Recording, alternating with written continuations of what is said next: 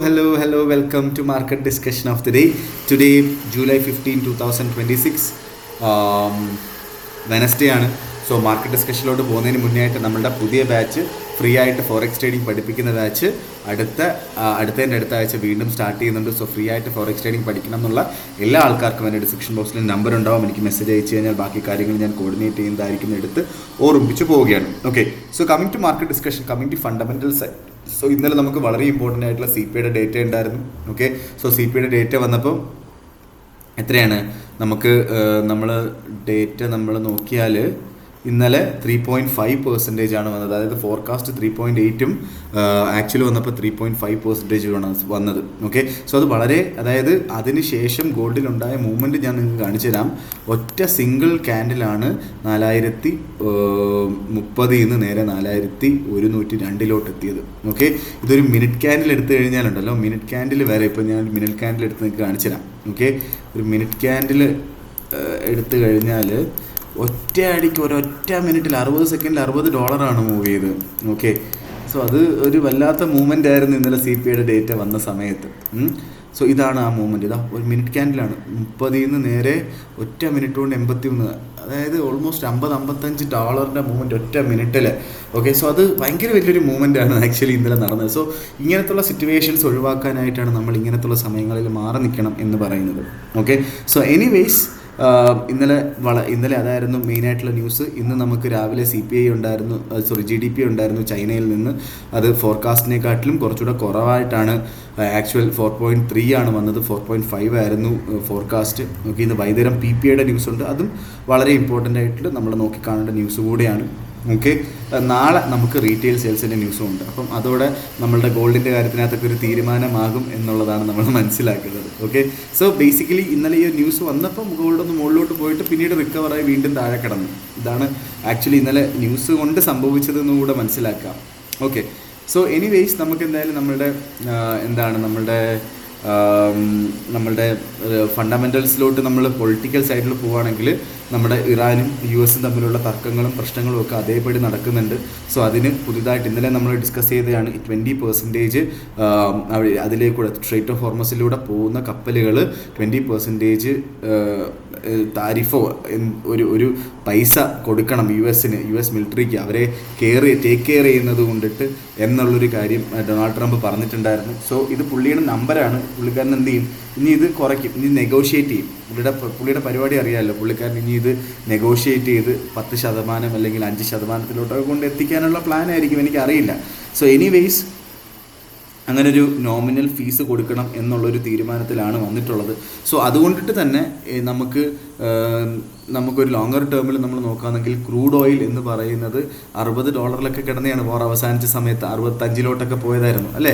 So കഴിഞ്ഞ ആഴ്ചയൊക്കെ നമ്മൾ നോക്കിക്കഴിഞ്ഞാൽ ഇത് കണ്ട 60-65 ലെവലിലോട്ടൊക്കെ വന്നതായിരുന്നു. സോ വീണ്ടും ഇത് 80 എത്തി എന്നുള്ളൊരു കാര്യം മനസ്സിലാക്കാം.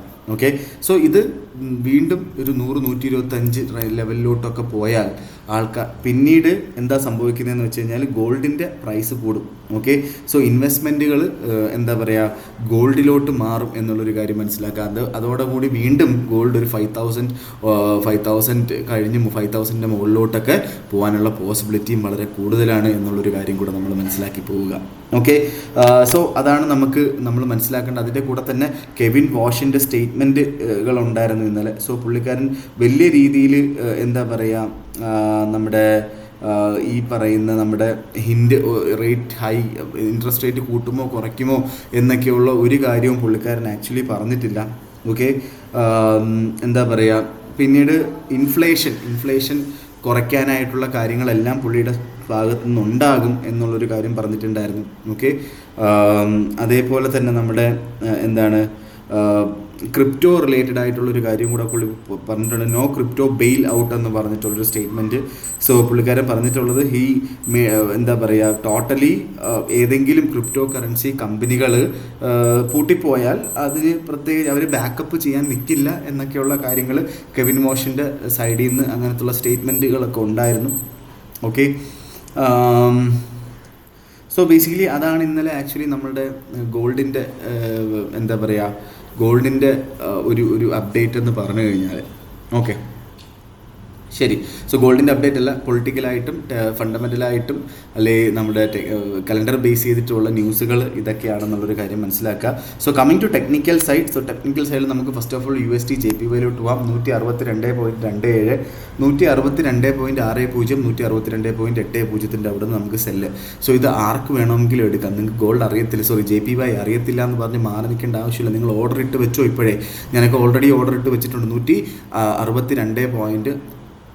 162.60 അവിടെ നമ്മൾ സെല്ലെടുത്ത് കഴിഞ്ഞാൽ 163.30 മുകളിൽ നമുക്ക് സ്റ്റോപ്പ് ലോസ് വെക്കേണ്ടി വരും. ടേക്ക് പ്രോഫിറ്റ് ബേസിക്കലി 60 വരെയൊക്കെ എന്തായാലും എത്തും.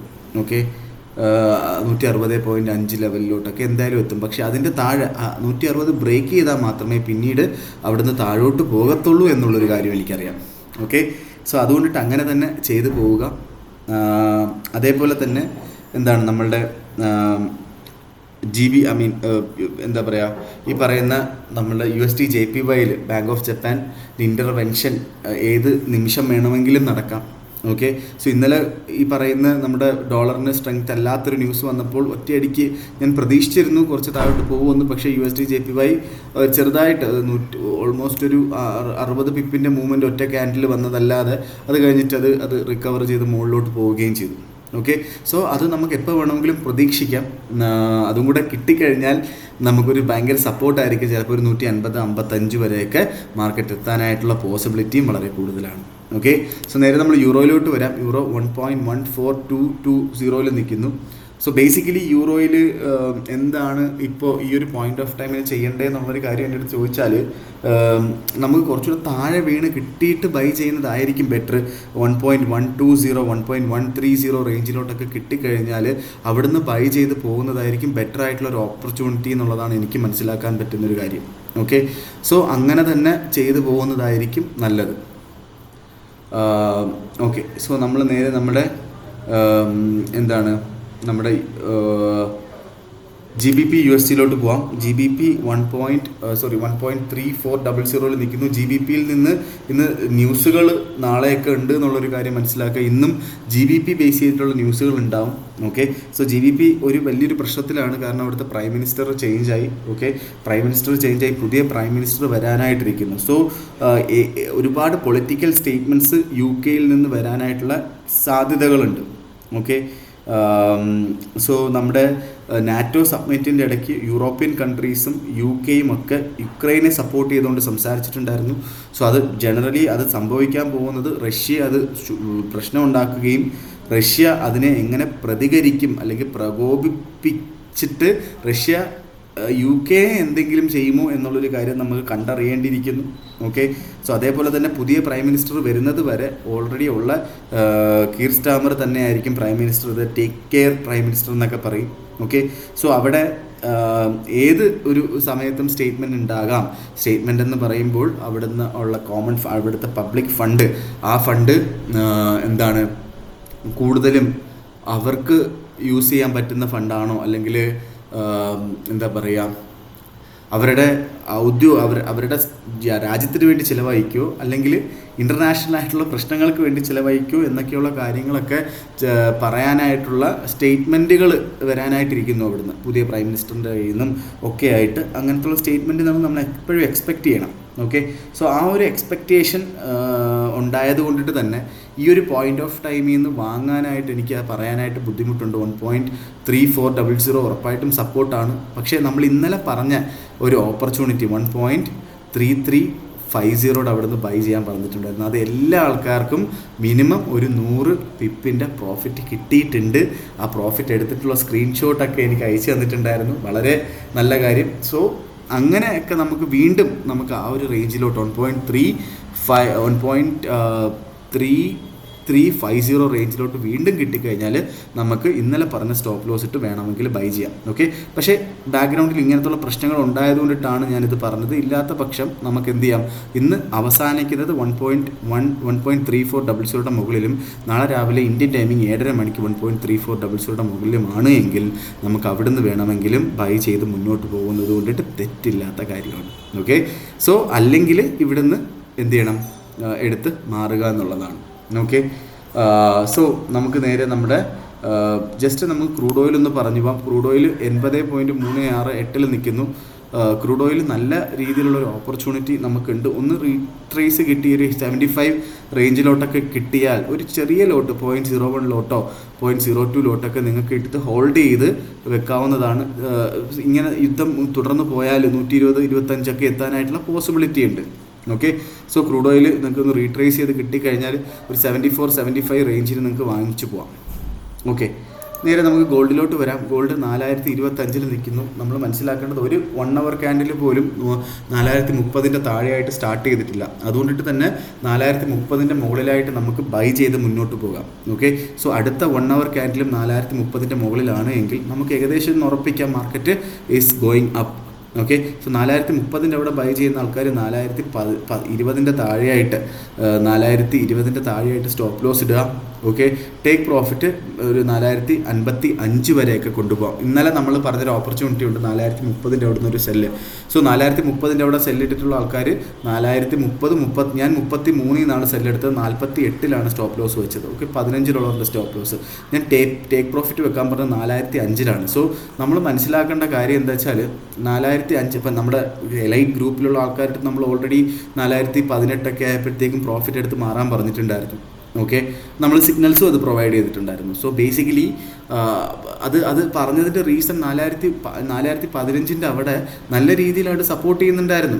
ഓക്കെ, 4015 അവിടെ അത്രയും നല്ലൊരു സപ്പോർട്ട് അവിടെ നിൽക്കുന്ന സമയത്ത് മാർക്കറ്റ് ഇനി താഴോട്ട് പോകാനായിട്ടുള്ള പോസിബിലിറ്റി വളരെ കുറവായത് കൊണ്ടിട്ടാണ് ആക്ച്വലി ഞാൻ എന്ത് ചെയ്തത്, ഞാൻ അവിടുന്ന് സെല്ല് അവിടുന്ന് വേറൊന്നും ചെയ്യാണ്ടിരുന്നതും ആ ഒരു റീസൺ. അവിടെ വെച്ച് ഞാൻ ട്രേഡിൽ നിന്ന് ഇറങ്ങാൻ പറഞ്ഞതും ആ ഒരു റീസൺ കൊണ്ടിട്ടാണ്. ഓക്കെ, സോ 4015 താഴെയായിട്ട് വേണം നമ്മൾ സ്റ്റോപ്പ് ലോസ് വെക്കാൻ എന്നുള്ളൊരു കാര്യം കൂടെ ഞാൻ എടുത്ത് പറഞ്ഞു പോവുകയാണ് സുഹൃത്തുക്കളെ. ഓക്കെ, സോ ഇതൊക്കെയാണ് എനിക്ക് ഇന്നത്തെ ദിവസത്തെ മാർക്കറ്റ് ഡിസ്കഷനിൽ പറഞ്ഞു പോകാനായിട്ടുള്ളത്. സോ 4030 മുകളിൽ 1.5 ക്യാൻഡിലും സസ്റ്റെയിൻ ചെയ്താൽ 4030 മുകളിലായിട്ട് ബൈ എൻട്രി എടുക്കുക. 4015 താഴെയായിട്ട് സ്റ്റോപ്പ് ലോസ് വെച്ച് 4055 വരെയുള്ള പ്രോഫിറ്റ് ബുക്ക് ചെയ്യാം. ഓക്കെ, സോ എനിവേയ്സ് ഇത്രയൊക്കെയാണ് എനിക്ക് പറഞ്ഞു പോകാനായിട്ടുള്ളത്. നമ്മുടെ സിഗ്നൽ ഗ്രൂപ്പിലോട്ട് കയറണം എന്നുള്ള ആൾക്കാർക്ക് ഡീറ്റെയിൽസ് ചോദിക്കാം എങ്ങനെയാണ് ചെയ്യേണ്ടതെന്ന്. ഓക്കെ, അതേപോലെ തന്നെ നിങ്ങൾ ബ്രോക്കേഴ്സ് നോക്കുന്നുണ്ടെങ്കിൽ ധൈര്യമായിട്ട് നിങ്ങൾക്ക് മെസ്സേജ് അയക്കാവുന്നതാണ് എന്ന് പറഞ്ഞുകൊണ്ട് ഇന്നത്തെ ദിവസത്തെ മാർക്കറ്റ് ഡിസ്കഷൻ ഞാൻ കൺക്ലൂഡ് ചെയ്യാണ്. മാർക്കറ്റ് ഡിസ്കഷൻ നമ്മൾ നാളെ കാണുന്നത് വരെ എല്ലാവർക്കും ഗുഡ് ബൈ.